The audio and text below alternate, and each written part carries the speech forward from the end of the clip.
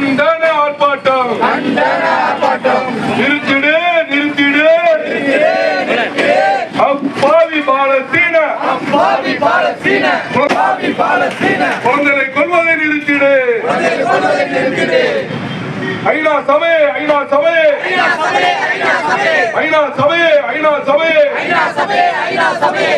அமைதியை ஏற்படுத்து.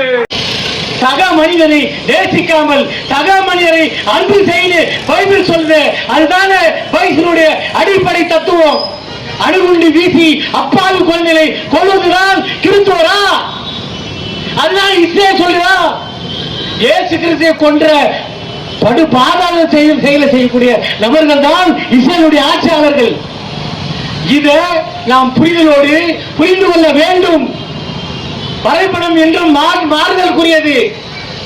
ஆகவே இது நாடு பிடிக்கிற ஏற்பாடு இஸ்ரேலுக்கு, எண்ணெய் வளங்களை கொள்ளையடிக்கிற ஏற்பாடு அமெரிக்காவுக்கு. இவங்க இரண்டு பேரும் மீடியாக்களை வைத்துக் கொண்டு நடைபெறக்கூடிய தாக்குதல் தான் இந்த அக்கப்போர். உணவு பொருள் பஞ்சம், விக்கி குழந்தைங்க தண்ணி குடிக்காம விக்கி செத்து இருக்குதுங்க. 536 குழந்தைகள் குடிப்பதற்கு தண்ணி இல்லாம குழந்தைகள் தாகத்தால் செத்து இருக்குது. இயேசு கிறிஸ்துவின் தாகத்தால் தவிக்கிறேன்னு கடைசி சொன்னாரு.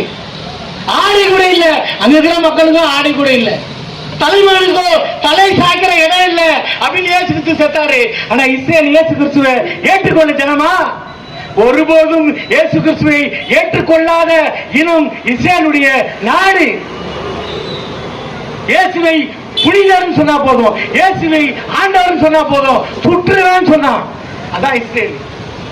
இது தெரியாம பைபிள் அரைகுறையா படிச்சு மனிதநேயமற்ற சக மனிதனை மனிதனாக நேசிக்க கற்றுக் கொடுத்த அடிப்படை தத்துவத்தை துறந்து பணத்திற்காக பதவி சுகத்திற்காக பல அமைப்புகள் இன்று இஸ்ரேலை உயர்த்தி பிடிக்கிறார்கள் சொன்னால் இதற்கு எதிராக கலகம் செய்ய வேண்டியது. இதற்கு உண்மைத்தன்மையை வெளிக்கொண்டிருந்த நோக்கத்துக்காக சமூக மக்கள் முன்னணியினுடைய அமைப்போடு சேர்ந்து இவருடைய கிறிஸ்துவ மக்கள் உலக பார்வையோடு விவிலிய பார்வையோடு உண்மை இயேசு கிறிஸ்துவனுடைய சீடர்களாக ஒடுக்கப்பட்ட மக்களுடைய குரலாய் எழுவோம், போரை ஒழிப்போம், அக்கப்போரை நிறுத்தி அமைதியும் சமாதானமும் மக்களிடையே கொண்டு சேர்வோம். அதுதான் உண்மை கிறிஸ்தவம் என்று சொல்லி வாய்ப்பு நன்றி பாராட்டி அமைகிறேன். நன்றி, வணக்கம். பாலஸ்தீனத்தில் இஸ்ரேல் ஆக்கிரமிப்பு ஆணவ போரை நடத்தி கொண்டிருக்கின்றது.